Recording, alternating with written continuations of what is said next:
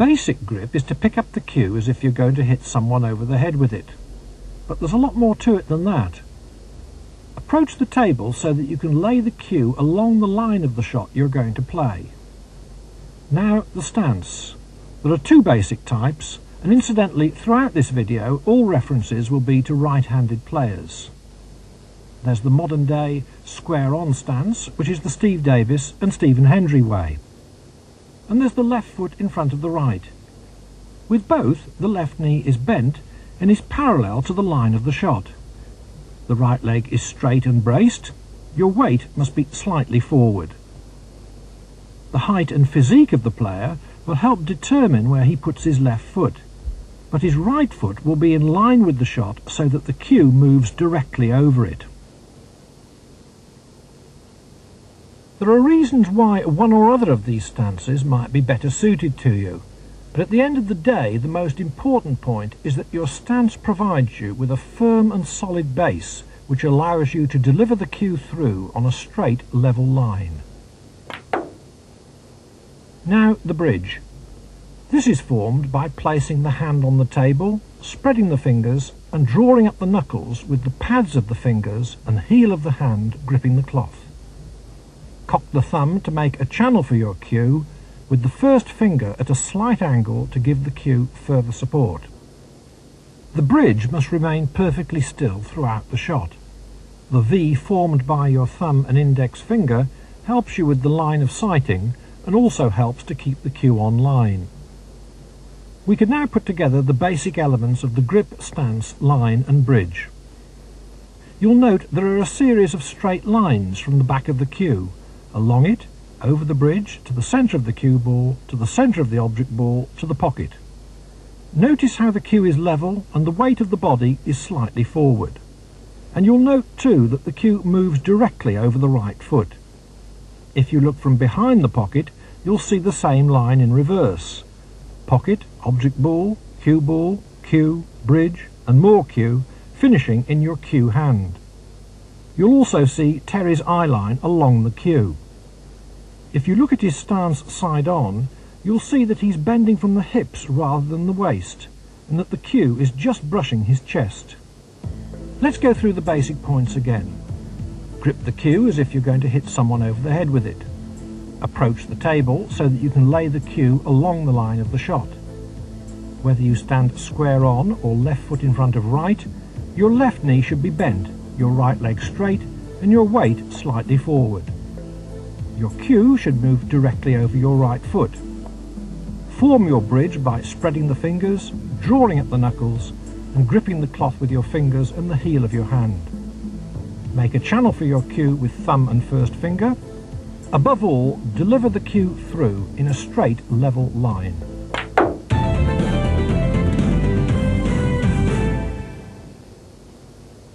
Let's now have a closer look at the grip, which very few players give enough attention to.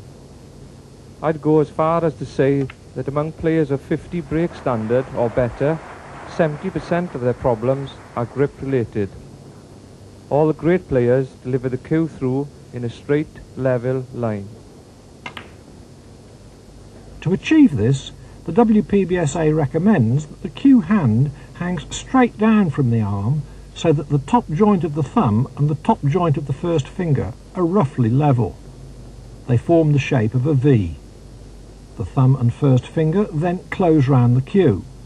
The V is now still in position but less pronounced. The other fingers then come onto the cue, acting as a cradle. In a nutshell, the thumb and first two fingers carry the cue, while the third and little finger fold around the cue in a relaxed, natural way. If you grip the cue too loosely, you lose control of the cue. But if you grip it tightly, your cue action will tend to be too stiff because you won't be able to move the cue with any freedom. The V coupled with your first finger help you to keep the cue on line. There should be a vertical line bisecting the centre of the cue towards the back of the grip. The elbow should remain still so that the lower arm moves as a pendulum.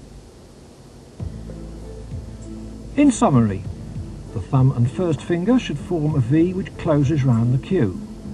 The other fingers act as a cradle, with the thumb and first two fingers taking the weight of the cue. Your back arm should be vertical from elbow to wrist at the address position. The elbow should remain still so that the lower arm moves as a pendulum.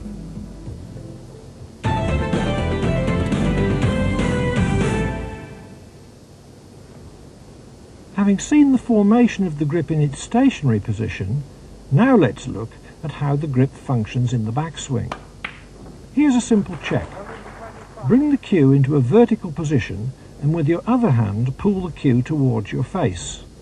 This will give you a feel of how the grip functions during the backswing as the back three fingers release. From the address position, allow your first finger and thumb to start the backswing. Couple this with a backward movement of the forearm. During this motion, the second, third and little fingers start to relax their grip on the cue. This helps to keep the cue level during the backswing as the wrist starts to come into play. The V and first finger must stay in contact with the cue throughout. This helps to keep the cue action under control. To summarise then, your first finger and thumb start the backswing. During each backswing, your second, third and little fingers relax their grip to keep the cue level. The V and first finger stay in contact with the cue to control it.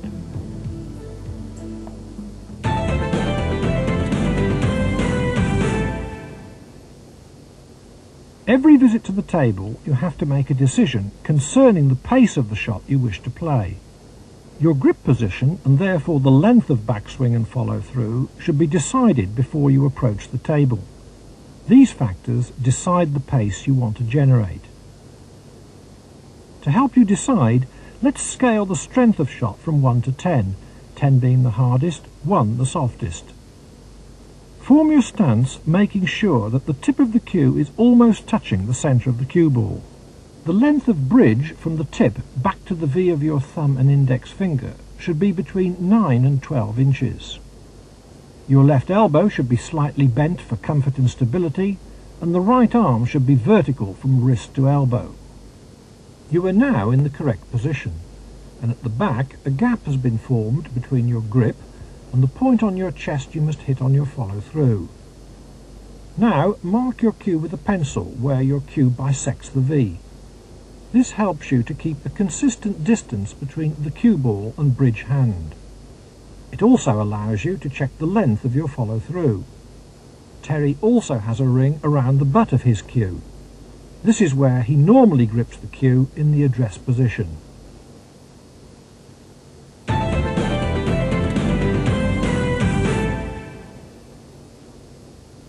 Your normal address position will be used for 70% of the shots you play, which on our scale will be shots ranging in strength between 5 and 8. Your follow-through will be between 4 and 5 inches. For shots ranging in strength from 1 to 5, you should move your grip forward of the vertical, which will cut down your follow-through to between ½ an inch and 3½ inches. For harder shots between 9 and 10, the power shots, your follow-through can be as much as 6 or 7 inches. You achieve this by moving your grip back from the vertical. A warning, however, don't overdo this as it's easy to lose cue control. The follow-through is completed when the right hand hits your chest.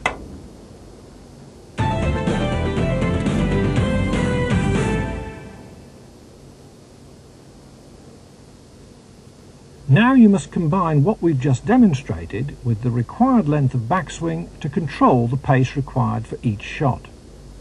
For many years, the length of backswing has been a major topic of discussion between coaches. Some think the longer the backswing, the smoother the delivery will be. Others argue that a shorter backswing cuts down the margin for error.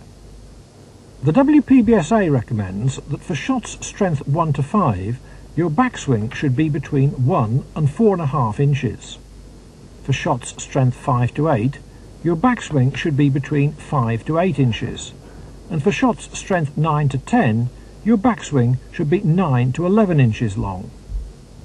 With practice, This will give you the correct balance between backswing and follow-through for all shots.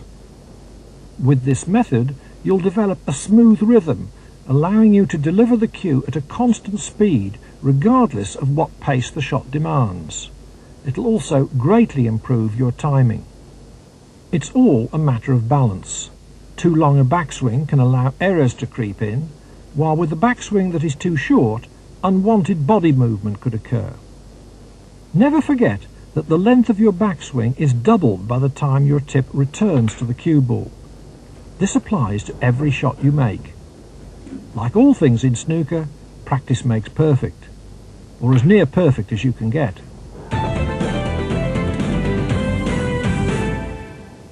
Use the balk line and cue to the brown spot using a short, medium and long backswing in turn. Short,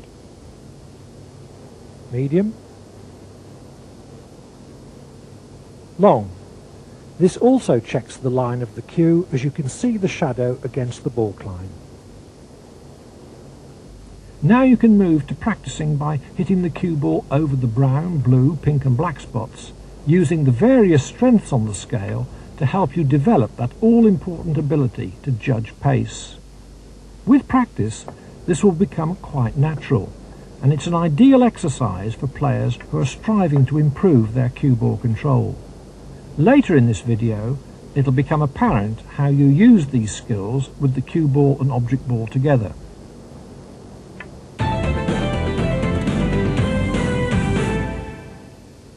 Most players start to play with their cue right under the middle of their chin because they see everyone else doing it.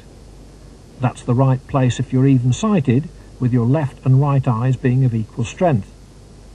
But Karen Corr is right-eyed. Joe Davis was left-eyed, and John Parrott favours his left eye too. Cliff Thorburn is another, but Neil Folds is a right-eye sighter. So too is Gary Wilkinson.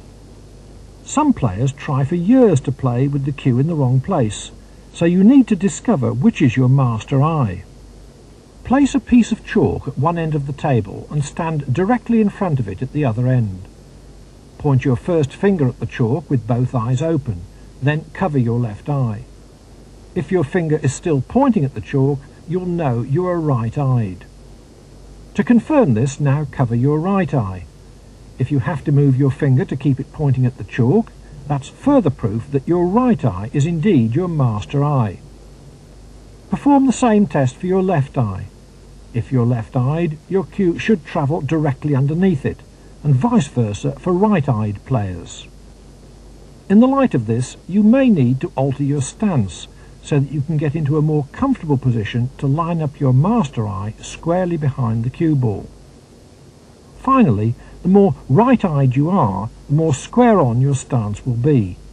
The reverse applies to left-eyed players.